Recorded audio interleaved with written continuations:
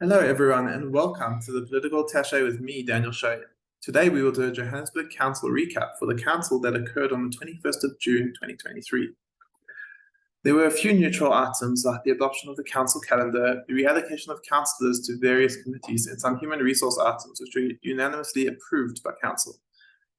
But let's talk today about the more contentious issues of the day, which can be summed up as the good, the bad, and the really ugly. Let's start with the good. The first item on the agenda yesterday was the election of a new chairperson for the Committee on Gender, Youth and People Living with Disabilities, or GEYODI for short. The seat became vacant when the ANC-EFF-PA coalition removed the previous chairperson, DA Councillor Nikita Dalwaria, from the post through a motion of no confidence. The process for the election of a chairperson goes through a number of steps. Firstly, a signed nomination form needs to be submitted to the Speaker's office before council, with a proposer, a seconder, and an acceptance by the candidates all on the form. The Speaker's office verifies the form is correctly filled out, and if it is incorrectly filled out, it is invalid, and the nomination is invalid. Once the item is tabled at council, the proposer must rise and read out their proposal, the seconder needs to rise and read out their seconding, and the candidate needs to accept the nomination.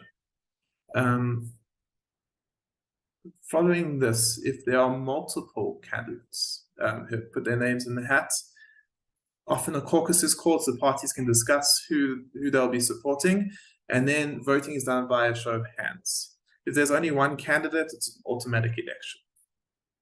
There are two nomination forms filled in yesterday, one by DA Councillor Nikita Dalwaria to retake her previous position, the other for an ANC Councillor Machete, if I recall correctly. Just as an aside, Councillor Dalwaria is universally accepted, even by councillors in the ANC-EFF-PA benches, as being the best chairperson this committee has ever had, and the best choice for the role. The ANC candidate, on the other hand, had to ask what GEYODI stands for. But voting was predicted to be done on party lines. What my sources tell me is that the ANC candidate was going to be supported by the ANC-EFF-PA coalition, and that Councillor Dalwaria was going to be supported by the DA, IFP, Freedom Front Plus, UIM, and ACDP, with Action SA rumoured to intend to abstain. The reading of Councillor Dalwaria's nomination went without a hitch, Councillor Huggett nominated, Councillor Evans-Smith seconding, and Councillor Dalwaria accepting. Next, the ANC proposer got up, but when the seconder was called, Councillor Musa from Al-Jama, he was not present in council.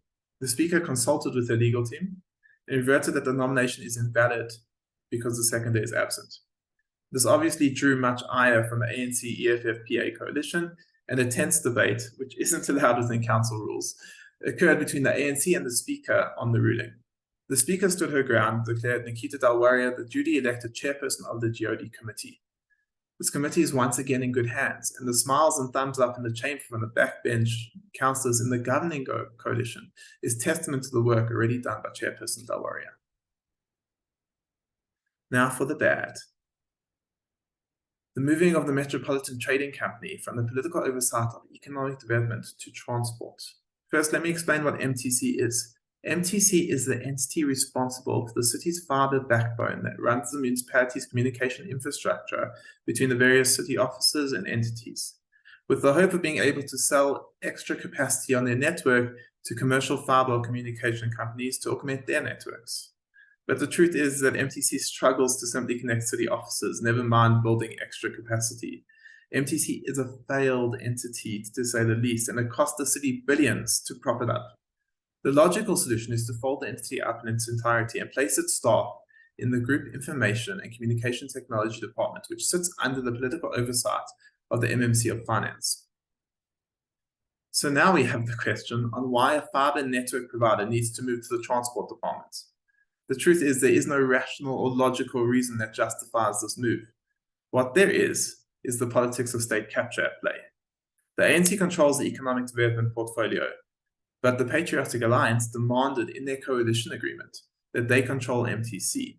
Accordingly, the MTC board are made up of PA employees, but who need to report to an ANC political head, which obviously doesn't work for them. There's only one reason that the PA wants to control an entity which is such a mess, and that is because they see a corrupt benefit to the deal. MTC is also a procurement vehicle for the city, so it's very open to corrupt contracts and tenders, and I'm sure the PA will milk it for every cent it's worth. We'll have to work very hard to hold the politicians and officials involved in this entity to account now. And we'll end with the really, really ugly. Council went into committee yesterday evening. What in committee means is that the discussions on the items presented in council are closed to the public, and the documentation relating to the items are only given to councillors at the beginning of the in-committee session and returned at the end before council is brought back to open council. Whilst we're in committee, we're handed a half-baked report filled with lies and inaccuracies regarding the Group Forensic and Investigation Services, which was a department initiated by the DA-led coalition of 2016 and has been responsible for investigating and assisting in the removal of corrupt officials from the city. The report implied that GFIS has been weaponized to target specific individuals and was a loose cannon, essentially. And its work was devoid of truth. Clearly, in a city with 40,000 employees, in a country where cadre deployment has been the policy for years, when the ANC starts complaining about a body that investigates corrupt individuals in the workforce, we know exactly whose jobs are on the line and why the ANC wants to stop this. The report recommended that all investigations since 2016 be rescinded, and essentially the investigation powers of GFIS should be under the authority of the city manager, who is an individual who has massive corruption allegations hanging over him, as well as litigation underway questioning his appointment and his competence. The same city manager who was allegedly heard yesterday telling ANC councillors that it's time he joins the faction he already belongs to. What this move does is opens the door for every corrupt official who is removed through evidence brought to light by GFIS to come back to the employ of the city. It also means that all parties previously found innocent can be reinvestigated at the behest of the city manager. This is an unmitigated disaster in terms of corruption and can only move the city backwards and closer to the brink of collapse. We are considering challenging this decision through the legal system. For anyone following council yesterday, and for members of the public, this was really difficult because for some unknown reason, the live feed was cut numerous times during the day. So your ability to actually follow the process was frankly limited and obscured. But if you were following, it would have been abundantly clear that Cyril Ramaphosa's ANC is no different from Jacob Zuma's ANC. And the drive to loot and steal is clearly greater than it's ever been before. And the world to be open and transparent more diminished than ever before. 2024 is coming, and you have to get yourself and your family and friends and colleagues registered and ensure they're registered. And then you all have to show up in numbers to vote them out. I'm going to be sharing a link to assist with voter registration in the description for this video.